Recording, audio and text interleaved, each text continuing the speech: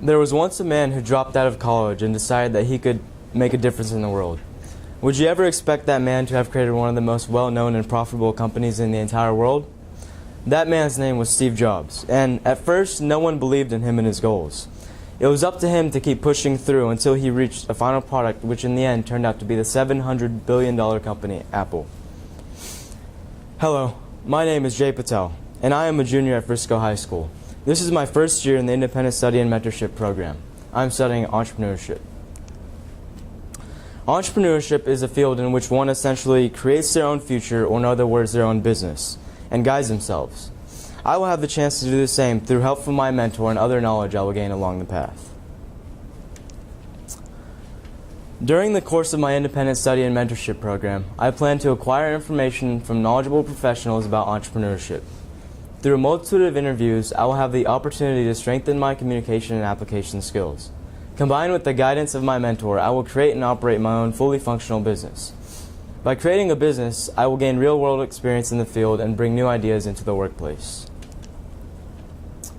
With entrepreneurship, there are no age requirements or degrees needed in order to pursue this field. A person of any age and any background can become an entrepreneur, and this is what I most enjoy about the field. Next, there's unlimited potential. What I mean by that is there's nothing stopping a person from making a vast amount of money. There's no salary cap, and it's up to the person and how hard they're willing to work to find out their potential. Also, entrepreneurship creates jobs. Through creating a business, one is opening up jobs for other people and therefore benefiting the economy greatly. With this comes great responsibility, as the person is influencing another's work life. Lastly, there's the option to create your own work hours. It is up to the entrepreneur to decide how long he or she would like to work each and every day. From my research, I have found that successful entrepreneurs have had to work very hard in the beginning stages of the business, but had it easier as time moved on. My next slide consists of the main points I have taken away from articles and research assessments I have completed. Many articles stated that in order to be successful, I will have to take risk with my business. If there are no risks, then I am not testing my company and possibly missing many opportunities to check its entire growth. Secondly, one of the most important things when starting a business is to have passion. Passion brings the motivation and drive to continue on, and without it, one would not enjoy what they're doing and not put any effort into it. Third, many businesses end up failing because they're spending too much of their money in the beginning. For example, if a person is spending all the money that the business is making, there will be no money to put back in the business for it to grow. Fourth, networking is key with this career choice.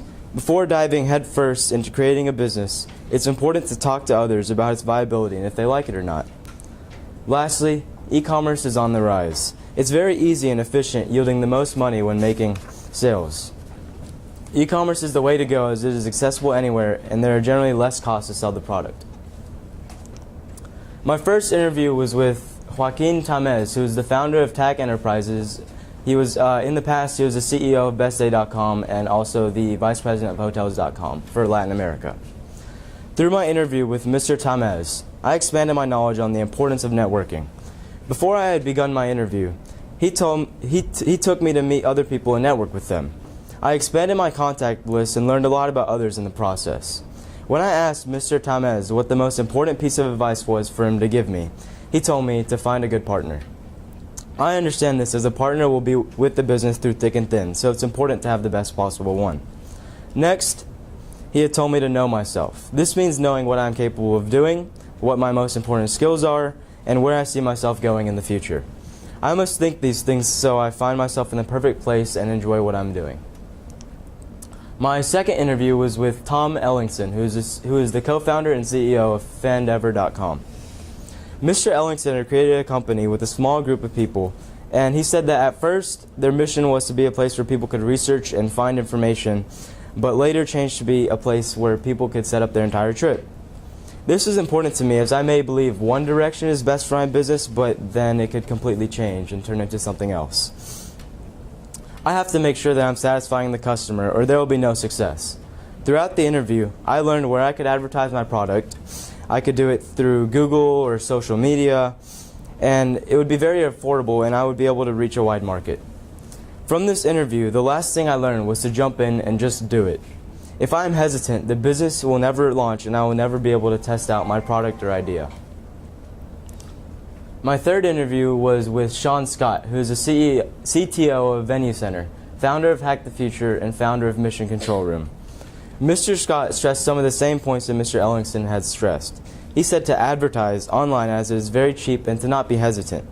A new idea he expressed to me was to surround myself with others that can help. This is important with entrepreneurship because there's so much a person has to know. They have to know all parts of making a business, which includes finance, accounting, marketing, and more.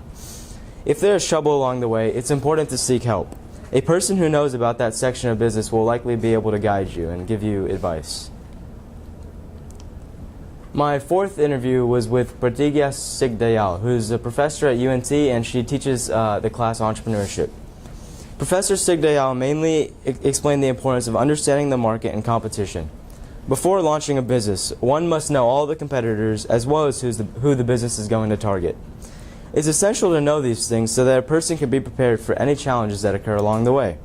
Professor Sigdayal has also said some things that I've mentioned previously, such as the importance of having necessary skills and commitment. My fifth interview was with Bob Kerr, who is the owner and CEO of Kerr Technologies. Mr. Kerr started up by finding a niche in his market. He exploited this niche and turned it into a successful company. One thing I found interesting about Mr. Kerr is that he does not do any type of advertising. He only networks with people and finds potential customers because his business requires a good relationship with the customer. He also talked about having good customer service, seeking help, and being passionate, which are very important as the majority of people I've interviewed have stressed this. My sixth interview was with Tabassum Mumtaz, who is the CEO and president of Apex Restaurant Management. Mr. Mumtaz has started out from small origins. He came to America and became a cook at his local fast food restaurant. Through this time, he decided he wanted to be more, and he wanted to buy the restaurant he was working in. Within 15 years, he now owns over 400 restaurants, and none of this could have happened without hard work. He had a goal and a plan and told me it was important that I have both of these things. I must ensure that I will not defer from the plan or it will limit my success. Next, he told me not every deal will be mine.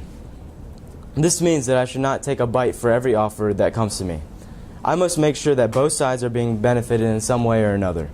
Only then can I proceed. Due to Mr. Mumtaz's experience and knowledge, I decided to ask him to be my mentor, and he had agreed. I have yet to go on a mentor visit with him as he has been out of the country, but I'm looking forward to everything I will learn from him. My last interview was conducted with Joshua Meek, who is the CEO of Meek Industries. Mr. Meek is my other mentor for the ISM program. I knew that I wanted to choose him because of his immense knowledge he carried and the experience he had in entrepreneurship. I learned a large amount of things throughout the interview and will continue to expand my knowledge through my mentorship with him. From our interview, he told me to follow the examples of other entrepreneurs. It's important to know the way they got successful, so hopefully I can do the same when the time comes. He also mentioned that he recommends I document everything. With this, there will be no confusion here, and there will be proof when something happens to go wrong. Furthermore, he had told me to always be making the best use of my time. He shared a story with me that I found interesting.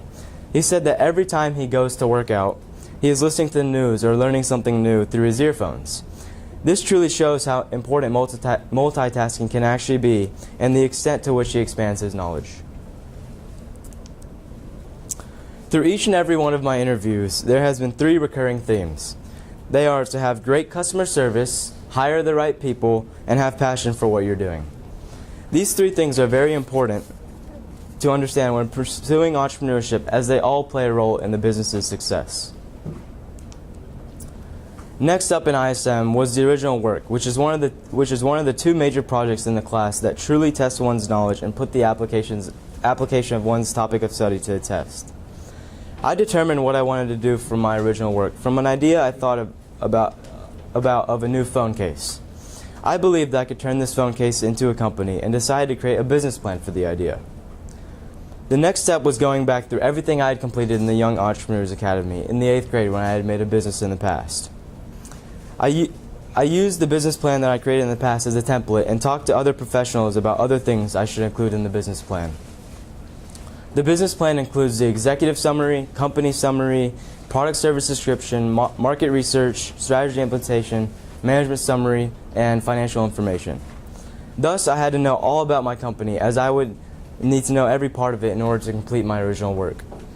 Furthermore, I had to reach out to manufacturers in order to get estimates on how much the phone case would cost, as I did not have a prototype of it yet. Overall, the original work had challenged me and taught me to always think outside the box when I'm trying to solve problems. I now have a tangible document that shows what my company is all about and the direction I will be moving forward in. This has set me up for my future life and has given me experience in the field of entrepreneurship as I have started my own company and followed my dreams. In all, I plan to achieve my goals by staying strong and pushing through the bumps in life. I will take on every challenge and complete my work to the best of my ability. Through dedication, I can complete anything and I will accomplish anything I set my mind to. As Peter Drucker once said, the best way to predict the future is to create it.